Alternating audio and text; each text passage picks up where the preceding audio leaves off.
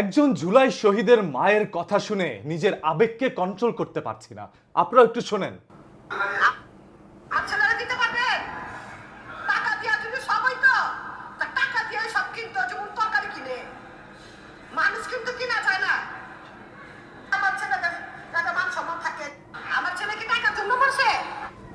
একজন জুলাই শহীদের মা, সে বলছে আমার ছেলে তো টাকার জন্য মরে নাই। যদি আমার ছেলে টাকার জন্যই মরতো তাহলে টাকা দিয়ে তো আমার ছেলেকেও ফিরিয়ে আনা যাইতো।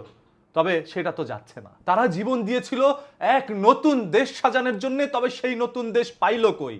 সবার একই দাবি, আগের সরকার নাকি ভালো ছিল, এখন যারা আসছে তারা দেশটাকে লুটে পুটে খাচ্ছে। এই ধরনের কথাগুলো সাধারণ জনগণের মুখ থেকে মাঝে মাঝে শোনা যায়। ভাই, মাত্র সরকার বসছে শুক্রে শুক্রে 8 দিন। এই 8 দিনের মধ্যেই আপনারা সরকার বিরোধী স্লোগান মারা শুরু করে দিলেন। বিরোধী দলেরও তো এখানে দোষ থাকতে পারে। আপনারা সব শুধু সরকারের উপরেই কেন দিচ্ছেন? বিরোধী দলের 80 জন মানুষ কি সংসদের মধ্যে যায় নাই? তারাও তো গেছে, তারা শহীদদেরকে নিয়ে কথা বলছে।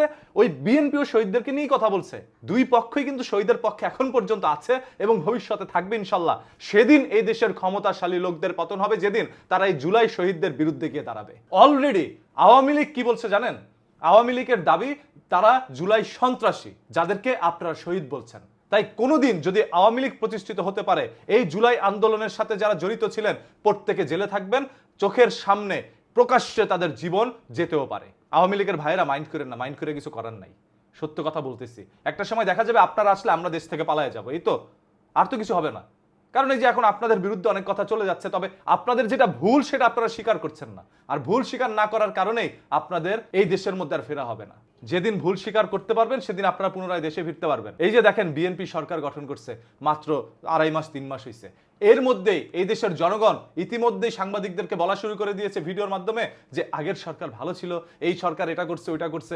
ভাই, সরকারের বিরুদ্ধে অপবাদ দেওয়ার জন্য সব সময় একটি সিন্ডিকেট কাজ করে, সেই সিন্ডিকেট এখনো কাজ করছে। এই যে জুলাই শহীদদের রক্তের উপরে দাঁড়িয়ে আজ সংসদের মধ্যে গিয়ে আপনারা কথা বলছেন, এই জুলাই শহীদদের রক্তের সাথে যদি আপনারা গাদ্দারি করেন তাহলে আপনাদের পতন সুনিশ্চিত।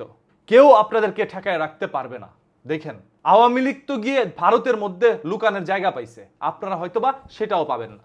কারণ কি জানেন? আপনাদের তো ভারতের সাথেও সুসম্পর্ক নাই অত একটা। সো আপনারা সবাই ওইখানেও গিয়ে আশ্রয় পাবেন না। আর আমরা চাই না এই দেশের সরকারের পতন হোক।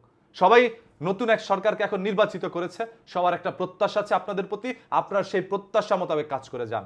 এবং এই যে জুলাই শহীদের মা আজ চোখের অশ্রু ঝেড়ে দিয়ে বলছে আমার সন্তানকে টাকা পয়সা দিতে হবে না, আমার সন্তান টাকা পয়সার জন্য রাস্তায় গিয়ে জীবন দেয় নাই, শুধুমাত্র তাকে যেন সম্মানটা দেওয়া হয়।